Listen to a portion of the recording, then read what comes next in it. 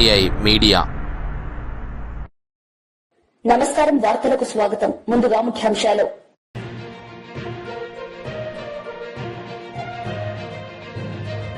మాజీ CM Jagan media సమావేశం. CM Chandrababu నాయుడుపై పలు విమర్శలు.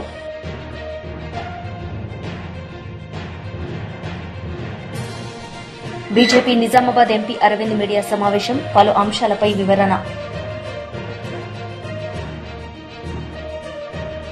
మాజీ సీఎం జగన్ మీడియా సమావేశం నిర్వహించారు. ఈ సందర్భంగా పలు అంశాలపై ఆయన మాట్లాడారు. ఈరోజు ఫిబ్రవరి 24వ తారీఖున గవర్నర్ గారి స్పీచ్, అదే రకంగా 28వ తారీఖున ప్రవేశపెట్టిన బడ్జెట్, వీటి అన్ని విషయాల మీద సుదీర్ఘంగా అసెంబ్లీలో ఎలాగూ ప్రతిపక్షం చెప్తా ఉన్న మాటలు ఎలాగూ వినే పరిస్థితి, అసెంబ్లీ నుంచి ప్రజలకు తెలిపే పరిస్థితి లేని పరిస్థితుల మధ్య మీ ద్వారా ప్రజలకు ప్రతిపక్షం సైడ్ నుంచి బడ్జెట్ మీద, గవర్నర్ ప్రసంగం మీద, వీటి అన్ని అంశాల మీద ఇటువైపున నాణ్యానికి ఇటువైపున వర్షన్ కూడా వినిపించే కార్యక్రమం చేస్తూ ఉన్నాం. నిజంగా చంద్రబాబు నాయుడు గారి 2 బడ్జెట్లు, ఇవాళ చంద్రబాబు నాయుడు ప్రవేశపెట్టిన 28వ తారీఖున తాను ప్రవేశపెట్టిన బడ్జెట్తో 2 బడ్జెట్లు తను ప్రవేశపెట్టినట్లయింది. ఈ 2 బడ్జెట్లు చంద్రబాబు నాయుడు గారివి గమనించినట్లయితే బాగా ప్రస్ఫుటంగా కూడా కనిపించేటి ఏమిటి అని అంటే, చంద్రబాబు గారు అన్ని రకాలుగా ప్రజలను మోసం చేసిన తీరు తేటతెల్లంగా కనిపిస్తుంది. ఎన్నికలకు ముందేమో బాబు షూరిటీ, భవిష్యత్ గ్యారంటీ, ఎన్నికలు అయిపోయిన తర్వాత మాత్రం బాబు షూరిటీ, మోసం గ్యారంటీ అన్న పద్ధతిలోనే ఆయన పాలన సాగుతూ ఉంది. బడ్జెట్ స్పీచ్ అంతా కూడా చూస్తే, బడ్జెట్ కానీ గవర్నర్ ప్రసంగం కానీ ఏది చూసినా కానీ కనిపించేది ఒకటే. గవర్నర్ ప్రసంగంలో వీళ్ళు రిప్లై ఇచ్చేటప్పుడు కానీ, బడ్జెట్ స్పీచ్లో కానీ ఎక్కడ చూసినా కానీ మనకు కనిపించేటివి 2 కనిపిస్తాయి. 1 పరనింద, 2 ఆత్మస్తుతి. ఈ 2 మాత్రం బాగా ప్రస్ఫుటంగా కనిపిస్తాయి. 2వ బడ్జెట్ ప్రవేశపెడతా ఉన్నప్పటికీ కూడా ఈ రోజుకి కూడా వాళ్ళ నోట్లో నుంచి వచ్చే మాటలు జగనట్ట, జగనిట్ట, జగనట్ట, జగనట్ట, ఆ పాలన, ఈ పాలన, ఇవే మాటలే వస్తాయి.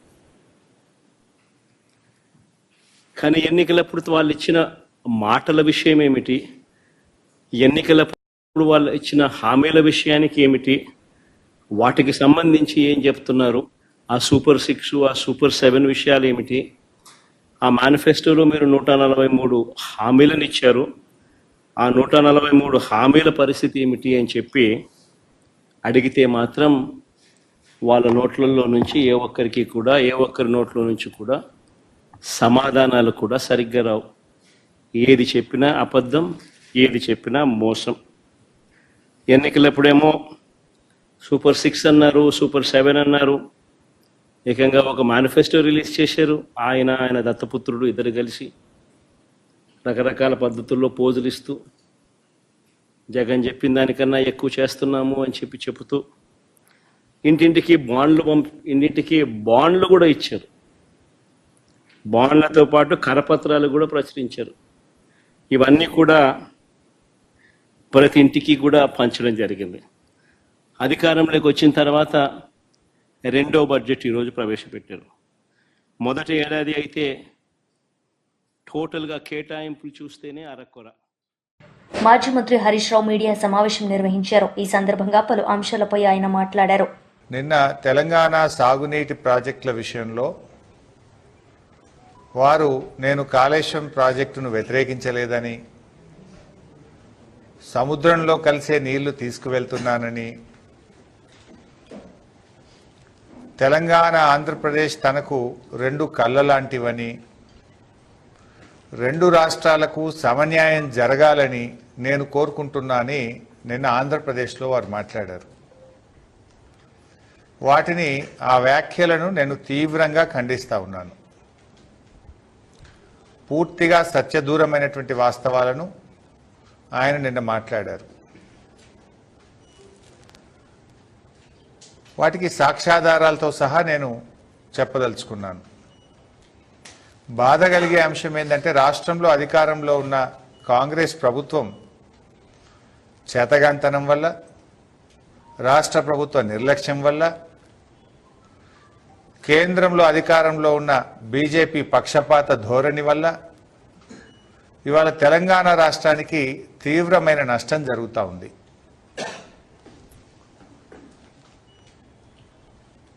ఇవాళ రేవంత్ రెడ్డి గారికి కేంద్రాన్ని ఎదిరించే ధైర్యము లేదు, చంద్రబాబును ప్రశ్నించే దమ్ము లేదు. ఎందుకంటే ఢిల్లీని చూస్తే రేవంత్ రెడ్డికి భయం, బాబు గారికేమో గురుదక్షిణ. దీనివల్ల ఇవాళ రాష్ట్రానికి తీరని అన్యాయం జరుగుతూ ఉంది. నిన్న చంద్రబాబు నాయుడు గారు మాట్లాడుతూ నాకు తెలంగాణ ఆంధ్రప్రదేశ్ రెండు కళ్ళ లాంటివి అంటారు. ఆ మాట నిజమైతే బాబు గారు నాగార్జున సాగర్ ఎడమ కాలువను ఎండబెట్టి సాగర్ కుడి కాలువలో నిండుగా నీళ్లు తీసుకుపోతున్నావు కదా, దీన్ని ఏమంటారు అని నేను అడుగుతా ఉన్నా. ఇవాళ నాగార్జున సాగర్ ఎడమ కాలువకు సరిపోయేంత నీళ్లు లేక ఖమ్మం జిల్లాలో, నల్గొండ జిల్లాలో రైతులు రోడ్లెక్కుతా ఉన్నారు, పంటలు ఎండిపోతా ఉన్నాయి. ఇదేనా రెండు కళ్ళ సిద్ధాంతం? ఇదేనా సమన్యాయం అని నేను అడుగుతా ఉన్నా. నాగార్జున సాగర్, శ్రీశైలం, కృష్ణానది జలాల్లో ఆంధ్రప్రదేశ్కు తాత్కాలికంగా కేటాయించిన దాని ప్రకారం 512 టీఎంసీలు రావాలి. ఇదే ఎక్కువ. కానీ మీరు 657 టీఎంసీలు వాడారు. ఇది 4-5 రోజుల కింద లెక్క. 657 టీఎంసీల నీళ్లు వాడారు. తెలంగాణకు 343 టీఎంసీలు రావాలి, కానీ తెలంగాణకు 220 వచ్చింది. ఢిల్లీలో ఉన్న మీ పలుకుబడిని ఉపయోగించి బీజేపీ ప్రభుత్వంలో భాగస్వామిగా ఉండి మీరిద్దరు కలిసి తెలంగాణ నోరు కొట్టిండ్రు. బీజేపీ బాబు గారు కలిసి తెలంగాణ నోరు కొట్టిండ్రు. మీరు నాగార్జున సాగర్లో, శ్రీశైలంలో మీరు అక్రమంగా రోజుకు 2 టీఎంసీలు తీసుకుపోయి ఇవాళ తెలంగాణకు సాగునీరు, త్రాగునీరు లేకుండా చేశారు మీరు. రేపు హైదరాబాద్ మంచినీళ్ళకి ఇబ్బంది వచ్చే ప్రమాదం ఉంది, ఎడమ కాలువ కింద పంటలు ఎండిపోయే ప్రమాదం ఉంది. మీరు దత్తత తీసుకున్న మహబూబ్ నగర్ జిల్లాలో కల్వకుర్తి, నెట్టంపాడు, భీమా, కోయిల్ సాగర్ కింద కూడా పంటలు ఎండిపోయే ప్రమాదం ఉంది. కానీ మీరేమో సమన్యాయం అంటారు. సమన్యాయం మాటల్లో ఉంది, చేతల్లో లేదు. చంద్రబాబు గారు చేతల్లో మీదంతా ఆంధ్రాకు న్యాయమే ఉన్నది. తెలంగాణ విషయంలో మీది పక్షపాత ధోరణి. ఇలా కృష్ణా నదీ జలాల్లో మీరు అధికంగా నీళ్లు తీసుకుపోయి తెలంగాణకు అన్యాయం చేసింది నిజం కాదా అని నేను సూటిగా అడుగుతా ఉన్నా.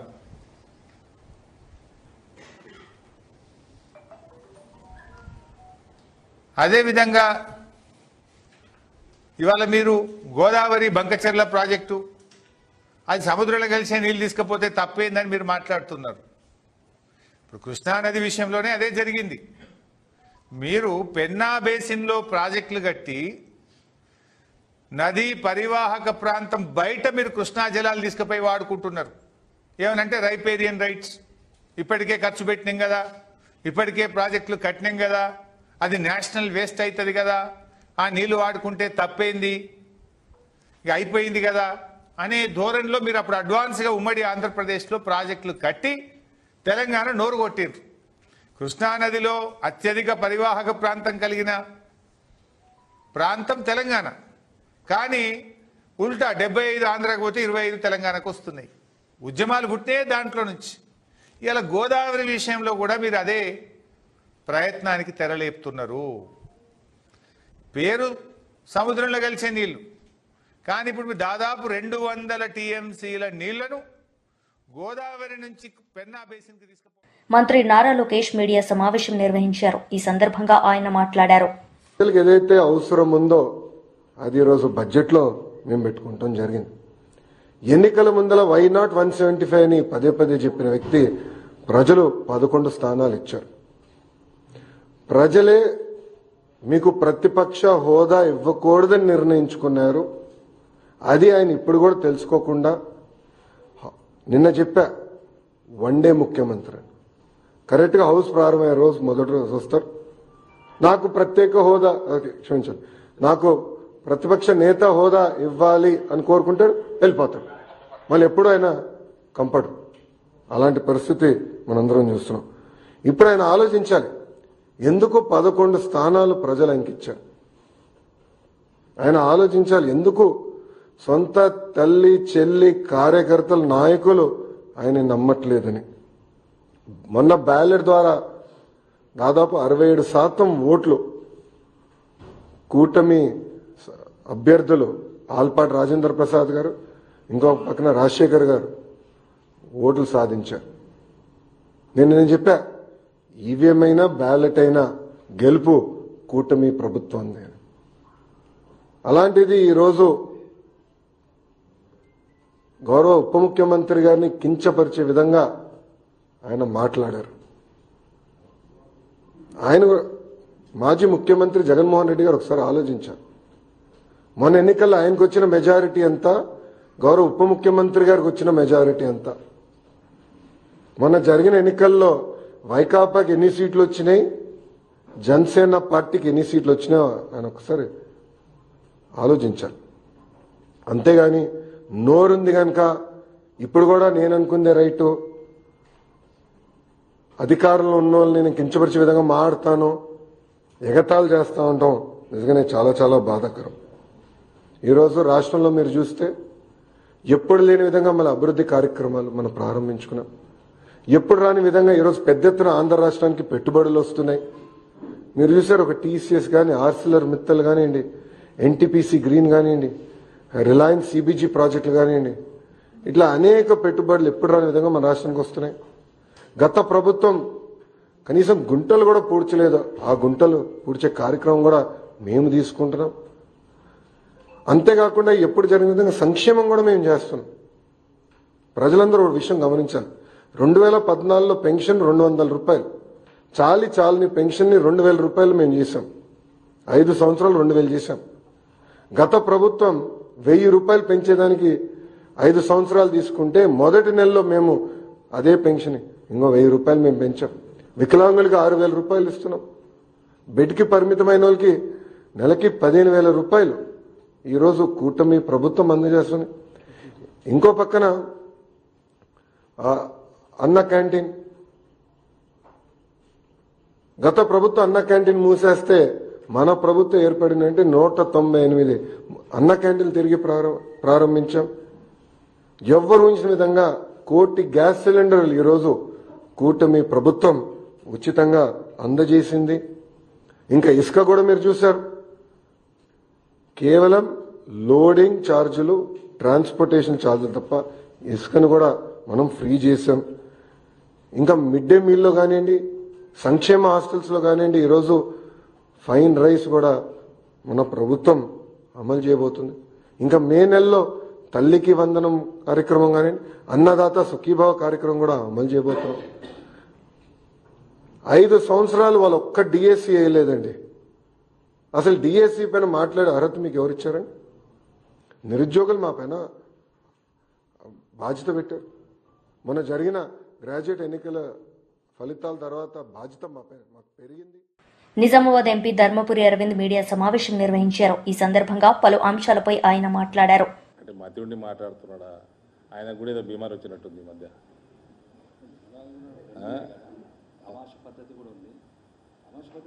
అంటే కాదు, 1977 సెన్సెస్ మీద ఇప్పుడు చేయాల్సింది ఏంది డిలిమిటేషన్?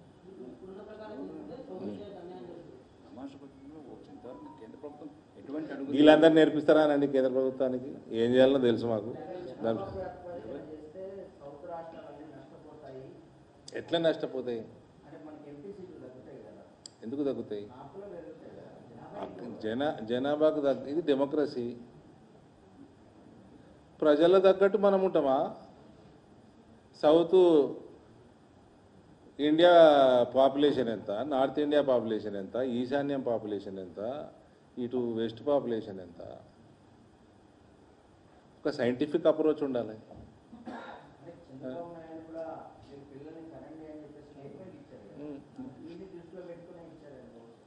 ఇస్తే అదో పద్ధతి ఆఫ్ అప్రోచ్. ఆయన జనాభా పెంచుకుందాము, మన వాల్యూ కూడా సెంటర్లో పెరుగుతుంది, భారతదేశంలో పెరుగుతుంది, ఆయన ఒక అప్రోచ్. ఇదే పద్ధతి అండి 1975 ప్రకారం చేయండి. ఏదైనా ఏ రాష్ట్రం నష్టపోకుండా భారతదేశంలో ఉన్న 30 రాష్ట్రాలను సమానంగా చూసే పార్టీ భారతీయ జనతా పార్టీ. దానికి దానికి ఒక వ్యాలిడిటీ లేదు. మన పార్టీ కాదు కదా.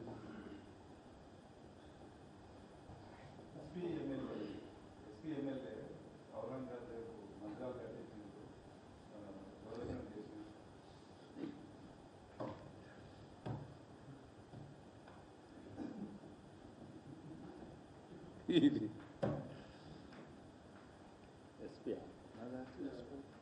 ఉత్తరప్రదేశ్ వాడు, సమాజ్వాదీ పార్టీ వాడు ఔరంగజేబు బొమ్మ పెట్టుకొని పూజ చేసుకోమని వాడిని. దానికి మొఘలాయల చరిత్రలో ఒకే ఒక్క పాలకుడు ఔరంగజేబు ఒక్కడే దేవాలయాలు కూల్చడానికి మంత్రిత్వ శాఖ పెట్టింది. అది తెలుసుకోమని ఔరంగజేబు పూజ చేసుకోమని వాడిని ఓడ అడ్డం పడ్డాడు.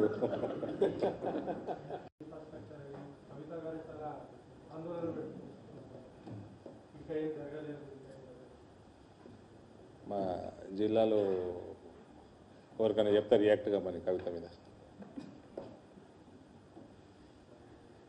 పసుపు బోర్డుకి చైర్మన్ అయిపోయాడు, పసుపు బోర్డుకి సెక్రటరీ అపాయింట్ అయిపోయింది, పసుపు బోర్డు ఇన్ఫ్రాస్ట్రక్చర్ కోసం బిల్డింగ్లు షార్ట్ లిస్ట్ అయిపోయినాయి, పంపించారు సెంటర్కి, కామర్స్ మినిస్ట్రీకి. క్లియరెన్స్ కాగానే తీసుకుంటారు, మొదలవుతుంది, పనులు మొదలైపోయినాయి. ఒక మీటింగ్ అయిపోయింది, బోర్డు మీటింగ్ అయిపోయింది ఒకటి 17వ తేదీన. 17 ఫిబ్రవరిలో ఫస్ట్ మీటింగ్ కూడా అయిపోయింది. ఇట్లా అవుట్డేటెడ్ లీడర్ల గురించి అడగకండి బ్రదర్.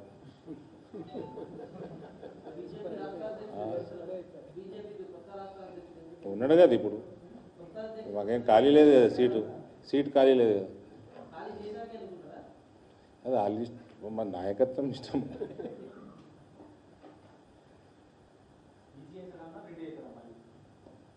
హిందూ అవుతాడు.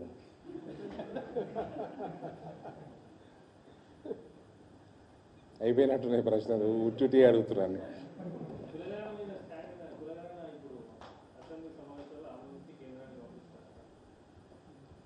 ఇప్పటి వరకు ఆయన ఆన్సర్ చెప్తలేరు నాకు. 90 లక్షల మంది గాయబ్ ఉన్నారు. మీరు అందరూ ఒప్పుకుంటారా? నేను నా చూసి ఉంటారు కదా, మళ్ళీ రిపీట్ చేయమంటే చేస్తా. మీరు 3,55,00,000 టోటల్ అన్నారు పాపులేషన్. మన ఎలక్టరల్ రోల్ తెలంగాణ 3,35,00,000 చూపిస్తుంది. అంటే నీ కులగణన ప్రకారం 20 లక్షల మంది మైనర్లు ఉన్నారు. నీ తెలంగాణ స్టేట్ పోర్టలే 6 సంవత్సరాల లోపల పిల్లలు 39 లక్షల మంది ఉన్నారన్నారు. 6 నుంచి 18 సంవత్సరాల లోపల ఉన్న మైనర్లు వాళ్ళు 78 లక్షల మంది ఉంటారు. 1,10,20 లక్షల మంది ఉండాలి మైనర్లు, ప్లస్ 335 ఎలక్టర్ రోలు. అంటే సుమారు 435-440 దాకా జనాభా ఉండాలా. నువ్వు 355 చూపిస్తుంది. నీ 90 లక్షల మంది ఎటు పోయినరు? ఇటలీ పోయినరా అని అడిగిన. ఎటు పోయినరు? ఇంత స్పష్టంగా నీ పోర్టలు, నీ కులగణన, ఎలక్షన్ కమిషను రికార్డు డేటా. దీనికి ఆన్సర్ చెప్పడా? కాంగ్రెస్ వాడు చెప్పడా చేసినవాడు? మంత్రి నాదెండ్ల మనోహర్ మీడియా సమావేశం నిర్వహించారు. ఈ సందర్భంగా పలు విషయాలపై ఆయన మాట్లాడారు. సాయంత్రం వరకు 7,772 కోట్ల రూపాయలతోటి ఈ ధాన్యం కొనుగోలు చేశాం. 94.6% 24 గంటల లోపే రైతు ఖాతాల్లోకి జమ చేశాం. అసలు ఊహించగలుగుతారా? మీరు ఎప్పుడైనా ఈ విధంగా నిజాయితీగా పనిచేశారా? ప్రజలకి మీరు అండగా నిలబడాల్సిన బాధ్యతని మీరు విస్మరించుకుని ఈ రోజున మీరు శాసనసభకు కూడా రాకుండా ఏ విధంగా వ్యవహరిస్తున్నారు? గతంలో వర్క్ ఫ్రమ్ హోమ్ ముఖ్యమంత్రినా, వర్క్ ఫ్రమ్ హోమ్ ముఖ్యమంత్రి కాస్త ఈ రోజున వర్క్ ఫ్రమ్ బెంగళూరు శాసనసభ్యుడిగా తయారయ్యాడు. శాసనసభకు వచ్చి మీరు మాట్లాడాలి కదా ప్రజల సమస్యల పైన. ఆ బాధ్యత లేదా మీకు? దేనికోసం చెప్పండి. మేము కష్టపడి ఈ రోజున ఆర్థిక ఇబ్బందుల్లో కూడా ప్రతి కార్యక్రమం నెట్టుకుంటూ ప్రజల్లోకి వెళ్తుంటే సివిల్ సప్లైస్ కార్పొరేషనే ఈరోజు 41 కోట్ల రూపాయలు అప్పులు చేసి మీరు వెళ్ళిపోయారు. ఏ విధంగా మీరు ఈ ఆర్థిక వ్యవస్థని ఇంత దుర్మార్గంగా ఇబ్బంది పెట్టారో ప్రజలందరూ కూడా చూశారు. కూటమి ప్రభుత్వం నుంచి మేము మాటిస్తున్నాం, వచ్చే 2 నెలల్లోనే 100% మా సూపర్ 6లో మేము ఇచ్చిన వాగ్దానాలు నిలబెట్టుకుంటాం. మేము అందించాల్సిన సహాయం, భరోసా ఎక్కడ కూడా పొరపాటు చేయం. ముఖ్యమంత్రి గారు, గౌరవ ఉప ముఖ్యమంత్రి గారు పదే పదే చెప్తా వస్తున్నారు, అన్నదాత సుఖీభవ అనే కార్యక్రమం ఖచ్చితంగా మేము రైతులను ఆదుకుంటాం. అదేవిధంగా తల్లికి వందనం, బిడ్డల్ని చదివించుకునే కార్యక్రమం, ఎంతమంది బిడ్డలున్నా సరే ఒక కుటుంబంలో వాళ్ళందరికీ కూడా 15,000 చొప్పున ఇస్తామని చెప్పి చాలా స్పష్టంగా దానికి బడ్జెట్ కేటాయింపులు కూడా చేసి మేము సిద్ధంగా ఉన్నాం. ప్రజలందరూ కూడా రోడ్లు వేయండి మహాప్రభు అని బతిమలాడుకుంటే మీ ప్రభుత్వంలో గుంతలు కూడా పూడ్చలేదు. మీరు ఋషికొండ ప్యాలెస్కి మాత్రం 500 కోట్లు ఖర్చు పెట్టారు. శాశ్వతంగా ముఖ్యమంత్రి అయిపోతా అనుకున్నాడు. సముద్ర తీరాన ఒక అద్భుతమైన కట్టడిలో ఆయన అక్కడ నిలబడి ప్యాలెస్ లాగా దాన్ని తయారు చేసుకుని పర్మనెంట్గా ఇక్కడ ఉండిపోతామని ఒక పిచ్చి భ్రమలో చేసిన కార్యక్రమాన్ని ఎంత నష్టం కలిగించిందో రాష్ట్రానికి ఈరోజు మనం చూస్తున్నాం. పర్యాటక రంగానికే నష్టం కలిగించింది. నిధులన్నీ కూడా దారి మళ్లించారు. వందల సంఖ్యలో సలహాదారులను పెట్టుకున్నారు. దాదాపు 680 కోట్ల రూపాయలు సలహాదారుల పైన ఖర్చు పెట్టారు. సలహాదారులకి సలహాదారుడు, ముఖ్యమైన సలహాదారుడికి దాదాపు 160 కోట్లు ఖర్చు పెట్టారు ఆయనకి. మరి ఇంతమందిని ఉపయోగించుకుని కనీసం జల్ జీవన్ మిషన్లో కేంద్ర ప్రభుత్వం ఇచ్చిన 14,000 కోట్ల రూపాయలు కూడా మన రాష్ట్ర ప్రజలకి మీరు ఉపయోగించుకోలేకపోయారే. ఇంతకన్నా మోసం ఏమైనా ఉంటుందా? పరిపాలన చేతకాక దద్దమ్మలాగా మీరు కూర్చుని మీరు కలిగించిన నష్టం ఈ రాష్ట్రానికి పూడ్చడానికి చాలా సమయం పడుతుంది. అనేక ఇబ్బందుల్లో ఉన్నాం. అర్థం కాని పరిస్థితుల్లో కూడా కష్టకాలంలో మేము ప్రజల్ని ఆదుకోవడానికి మేము ముందుకు తీసుకెళ్తున్నాం. నోరు ఉంది కదా అని ఇందాక అన్నట్టు వర్క్ ఫ్రమ్ బెంగళూరు ఎమ్మెల్యే అయినా, జనరల్గా శాసనసభ్యులు అసెంబ్లీ అయిపోయిన తర్వాత వాళ్ళ నియోజకవర్గాలకు వెళ్ళి పనిచేసుకుంటారు, ప్రజలకి అందుబాటులో ఉంటారు. ఈయన మాత్రం శాసనసభకి రాడు, బెంగళూరుకి మాత్రం తరచుగా వెళ్ళిపోతూ ఉంటారు. ఢిల్లీలో కేంద్ర హోంశాఖ మంత్రి అమిత్ షా గారితో ముఖ్యమంత్రి నారా చంద్రబాబు నాయుడు గారు సమావేశమయ్యారు. వార్తలు ముగించే ముందు ముఖ్యాంశాలు మరోసారి.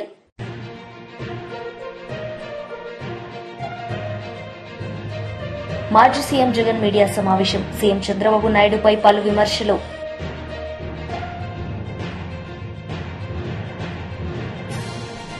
BJP Nizamabad MP Arvind media సమావేశం, పలు అంశాలపై వివరణ.